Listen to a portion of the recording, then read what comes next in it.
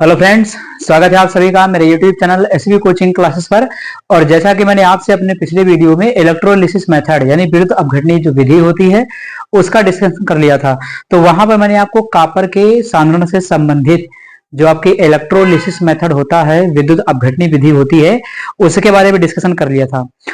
तो वहां पर क्या होता है कि वो चैप्टर आपका पूरी तरीके से मेटल्स एंड नॉन मेटल्स जो दिया गया था वो पूरी तरीके से एंड हो गया है।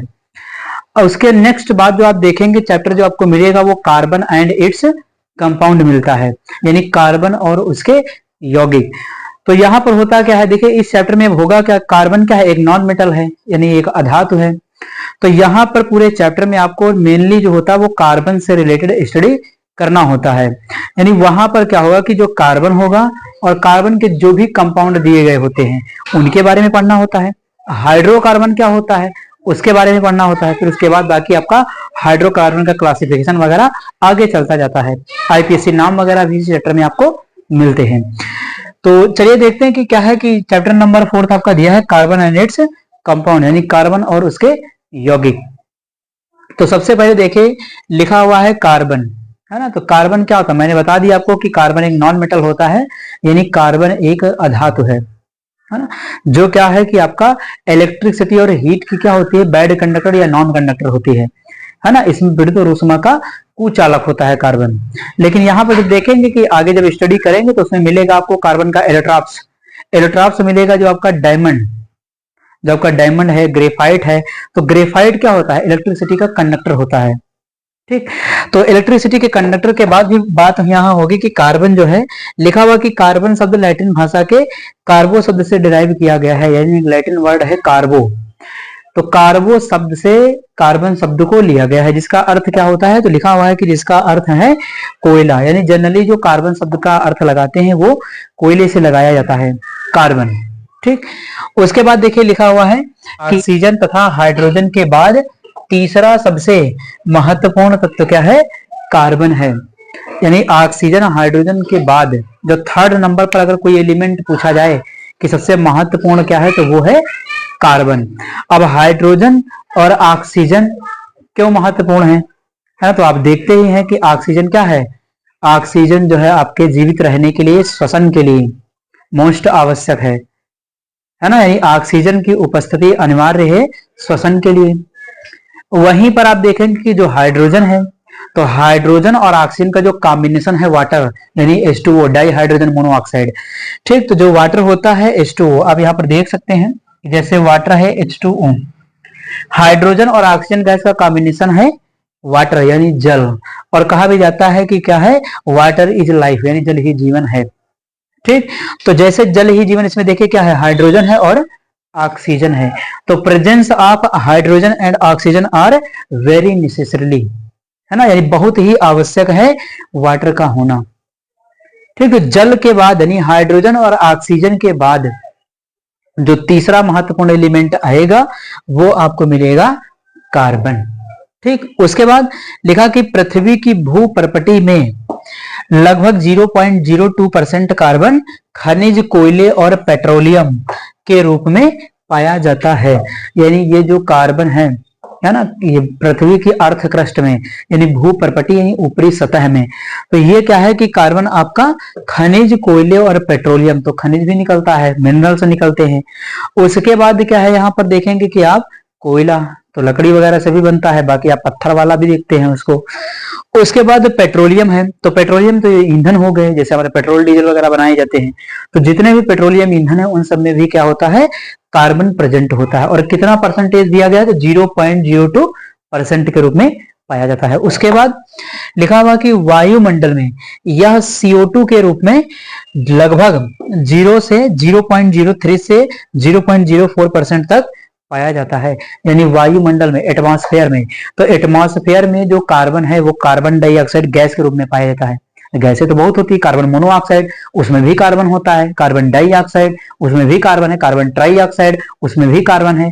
तो सब जगह पर लगभग क्या है, कार्बन देखने को मिलता है। लेकिन जनरली जो यूज करते हैं हम क्या है कि यहाँ पर अधिकांश मात्रा, अधिकतर मात्रा कार्बन डाइऑक्साइड, क्योंकि वायुमंडल में, एटमॉस्फेयर के अंदर सबसे ज्यादा मात्रा किसकी होती है, CO2 की, कार्बन कंपाउंड की अगर बात कर ली जाए तो CO2 की मात्रा वहां पर अधिक देखने को मिलती है। इसके अदर कंपाउंड की मात्रा कम होती है, लेकिन CO2 की मात्रा जो होती है एटमॉस्फेयर के अंदर वो बहुत ज्यादा होती है। तो CO2 के रूप में लगभग 0.03% से 0.04% तक पाई जाती है। इतनी क्वांटिटी इसकी प्रेजेंट होती है एटमॉस्फेयर के अंदर। तो ये हो गई जनरल बात कार्बन के विषय में कि कार्बन क्या होता है, एक अधातु होता है। कहां पर कितने परसेंटेज में पाया जाएगा वो यहाँ पर अर्थ क्रस्ट में भी लिखा हुआ है, और उसके बाद एटमॉस्फेयर में कितना परसेंट पाया जाएगा वो भी लिखा हुआ है। हाइड्रोजन और ऑक्सीजन के बाद क्यों महत्वपूर्ण है ये तीसरा एलिमेंट, ये मैंने बता दिया। और ये दोनों पहले इससे महत्वपूर्ण है तो क्यों है, क्योंकि हाइड्रोजन ऑक्सीजन से मिलकर बनने वाला कंपाउंड वाटर है, और जल ही क्या है तो जीवन होता है। तो इसलिए हाइड्रोजन और ऑक्सीजन नंबर 1 पर आ जाते हैं, फर्स्ट नंबर पर महत्वपूर्ण एलिमेंट हैं, क्योंकि तो ऑक्सीजन श्वसन के लिए अनिवार्य है और हाइड्रोजन ऑक्सीजन का कॉम्बिनेशन वाटर वो जीवन के लिए अनिवार्य होता है। ठीक, तो ये हो गई जनरल बात कार्बन के विषय में। आप इसका स्क्रीनशॉट ले लीजिए, फिर इसके बाद कार्बन के विषय में और डिटेल डिस्कशन में आपसे करता हूं।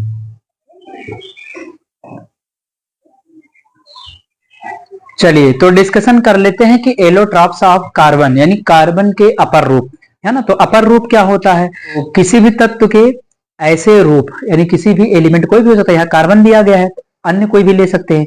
तो किसी भी तत्व के ऐसे रूप जिनके भौतिक गुण भिन्न भिन्न, यानी भौतिक गुण क्या होते हैं उनके अलग अलग, लेकिन रासायनिक गुण क्या होते हैं समान होते हैं, वो उस तत्व के अपर रूप कहलाते हैं, है ना। अब उसके बाद देखिएगा जो कार्बन है इसके कौन कौन से अपर रूप, तो दो भागों में इसके अपर रूपों को डिवाइड किया गया है। एक आपके होते हैं क्रिस्टलीय अपर रूप और दूसरे होते हैं अक्रिस्टलीय अपर रूप। अब ये क्रिस्टलीय अपर रूप क्या होता है, तो क्रिस्टलीय अपर रूप ऐसे अपर रूप होते हैं जिसमें कार्बन परमाणुओं की एक निश्चित व्यवस्था होती है, एक निश्चित संरचना होती है। इसमें जो इनकी ज्यामिति देखेंगे या इनकी आकृति देखेंगे वो एक निश्चित आकृति होती है। कार्बन परमाणुओं की इनमें जो व्यवस्था है वो एक निश्चित क्रम यानी किसी न किसी क्रम में पाए जाएंगे, यहाँ उल्टा सीधे नहीं होंगे, यानी कार्बन जो प्रेजेंट होगा इनमें वो किसी न किसी क्रम में व्यवस्थित होगा।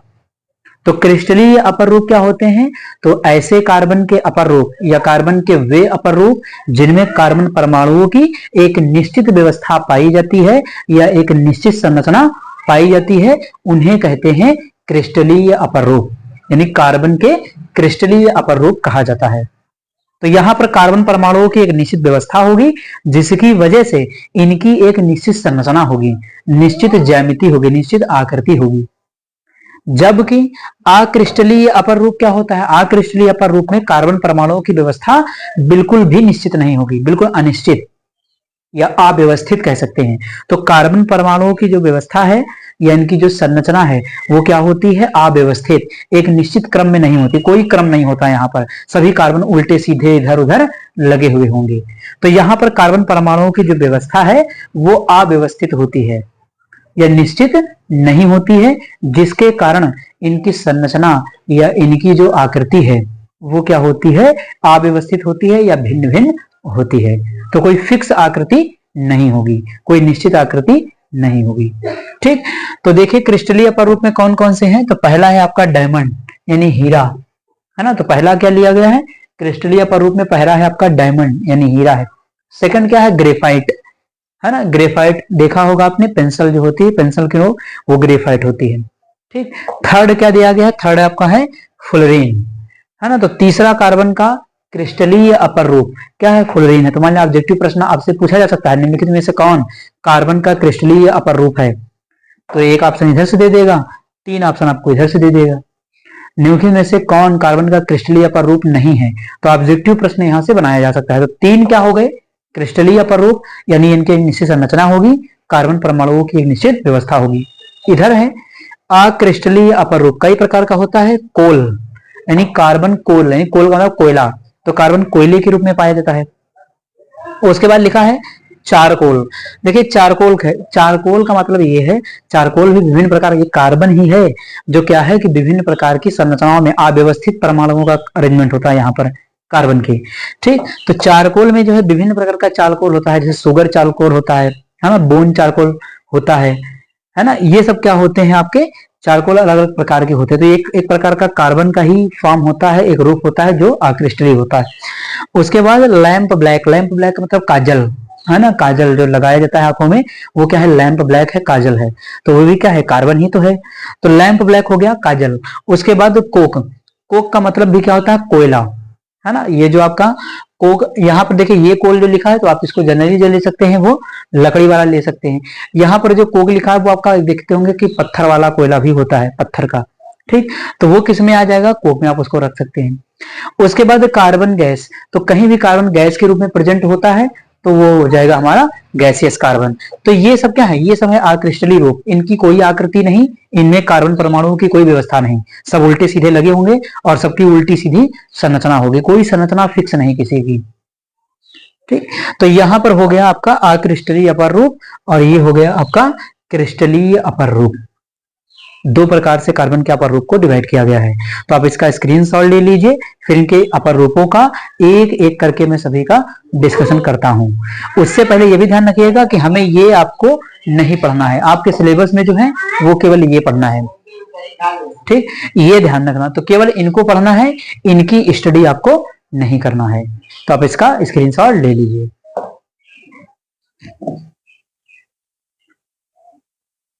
तो यहां पर देखेगा कि पहला एलोट्रॉप्स है आपका कार्बन का, वो है डायमंड यानी हीरा। तो देखिए क्या लिखा है कि यह भारी तथा सबसे अधिक कठोर चमकीला पदार्थ होता है। तो सबसे अधिक कठोर प्राकृतिक पदार्थ कौन सा है, तो डायमंड है, हीरा कहा जाता है। यानी ये सबसे क्या है, कठोर पदार्थ होता है। ये क्वेश्चन आपसे पूछा जाता है। उसके बाद लिखा हुआ कि इसका गलनांक बिंदु अधिक होता है, यानी इसका गलनांक बिंदु भी क्या है, बहुत अधिक होता है। उसके बाद तथा यह विद्युत का कुचालक होता है, यानी यह विद्युत का क्या है, कुचालक होता है। उसके बाद इसमें प्रत्येक कार्बन अन्य 4 कार्बन परमाणुओं से जुड़े होते हैं, यानी एक कार्बन 4 अन्य कार्बन परमाणुओं से जुड़ा होता है, जिससे इसकी संरचना अत्यधिक जटिल होती है, परमाणुओं से जुड़ा होता है, ठीक, जिसके कारण इसकी संरचना क्या है, अत्यधिक जटिल होती है ना। यहाँ पर क्या है कि अगर इसकी संरचना को देखना चाहें तो स्क्रीन पर एक डायग्राम बना हुआ है, आप इस संरचना के अंदर डायमंड या हीरे की संरचना को देख सकते हैं।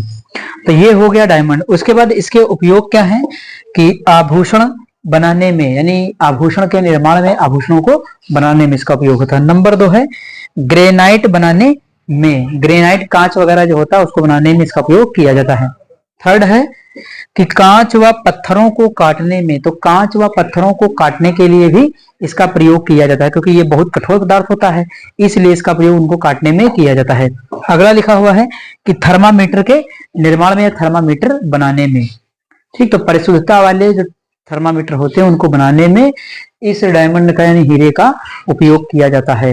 तो ये हो गया पहला अपर रूप आपका, पहला एलोट्रॉप जो होता है डायमंड यानी हीरा यहाँ पर। तो इसका स्क्रीनशॉट ले लीजिए। फिर इसके बाद ग्रेफाइट और फ्लोरीन जो 2 बचे हैं उनके विषय में मैं आपको बता देता हूं। तो चलिए देख लेते हैं सेकंड एलोट्रॉप्स ऑफ कार्बन, यानी कार्बन का दूसरा जो अपर रूप है वो है आपका ग्रेफाइट, है ना। तो ग्रेफाइट के विषय में देखिए क्या बताया गया कि यह भूरा काला हीरे से हल्का चिकना पदार्थ होता है, यानी ये हल्का भूरे काले कलर का होता है और ये चिकना पदार्थ होता है ना। उसके बाद लिखा कि मुक्त इलेक्ट्रॉन के कारण यह विद्युत का सुचालक होता है, यानी मुक्त इलेक्ट्रॉन की उपस्थिति के कारण फ्री इलेक्ट्रॉन इसके अंदर पाया जाता है। देखिए कार्बन 4 बॉन्ड बनाता है ना, कार्बन कितने बॉन्ड बनाता है, 4 कार्बन के संयुक्त का 4 बॉन्ड बनाता है। तो इसमें क्या है, इसके 3 बॉन्ड बने हुए होते हैं। एक इलेक्ट्रॉन क्या होता है इसका, मुक्त होता है, फ्री होता है, वो ऐसे पाया जाता है इस प्रकार से।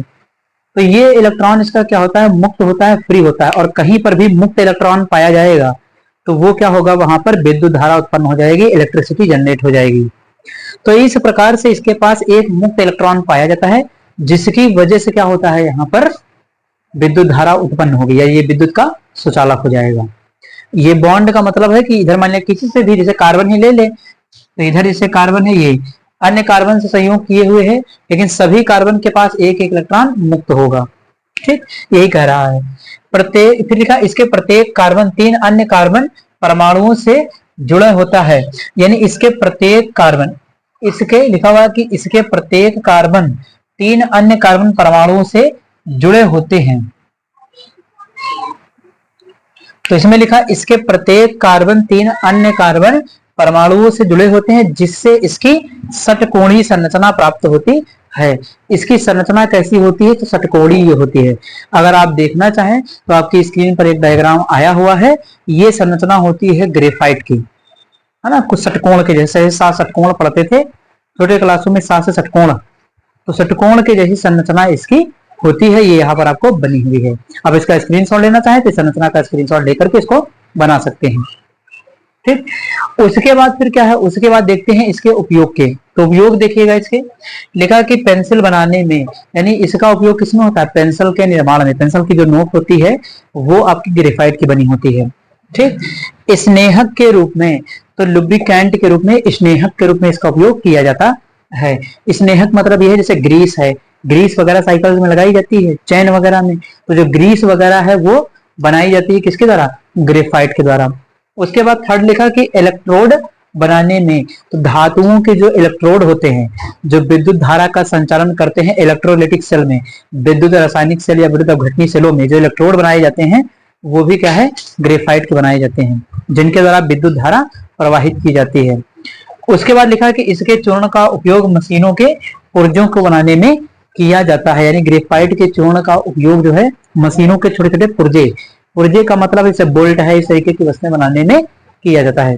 उसके बाद नाभिकीय भट्ठी में मंदक के रूप में, तो नाभिकीय भट्ठी में मंदक के रूप में इसका ग्रेफाइट का उपयोग होता है, क्योंकि इसमें न्यूट्रॉनों की गति बहुत तेज होती है। तो उनकी गति को क्या है प्रकार से मंद करने के लिए, धीमा करने के लिए, मंदक का मतलब होता है धीमा करना, तो धीरे करने के लिए इसका प्रयोग होता है। तो ये हो जाता है आपका ग्रेफाइट। क्या होता है? संरचना कभी कभी पूछ लेते, संरचना कैसी है? संरचना है षटकोणीय संरचना, इसको ध्यान रखिएगा। ठीक, उसके बाद बाकी उपयोग यहाँ पर मैंने आपको बता ही दिए हैं। आप इसका स्क्रीनशॉट ले लीजिए, फिर अगला जो लास्ट आपका अपर रूप है उसका डिस्कशन मैं आपसे करता हूं। तो चलिए डिस्कशन कर लेते हैं। लास्ट एलोट्रॉप्स पर जो सबसे अंतिम है वो है आपका फुलरीन, है ना। फुलरीन को देखिए क्या है, देखा कि इसकी संरचना फुटबॉल की तरह होती है। यानी इसकी संरचना कैसी होती है? तो फुटबॉल की तरह होती है। उसके बाद देखिए लिखा कि बकमिंस्टर फुलरीन के नाम पर इसका नाम फुलरीन रखा गया। वैज्ञानिक थे बकमिंस्टर फुलरीन, उन्होंने इसकी खोज की थी, इसीलिए इसका नाम फुलरीन रखा गया है। उसके बाद लिखा हुआ है कि फुलरीन के एक अणु में 60 या 70 या उससे अधिक